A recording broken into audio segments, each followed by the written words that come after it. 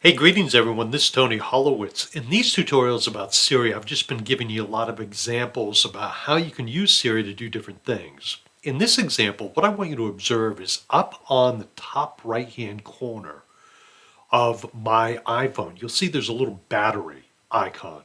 And that little battery has a red item right next to it. So on the left-hand side, it's red. That's sort of the strength of the battery, so it's very low. So at this point, what I'd like to do is I'd like to turn on low power mode on my iPhone.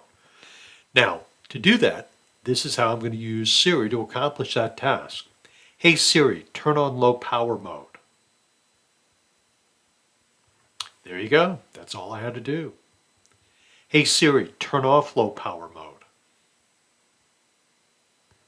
Now I can turn it off. Hey Siri, turn on low power mode. And we're good to go. Okay, my friends, that's a simple example of how you can work with Siri to do things for you. Be well. Bye now.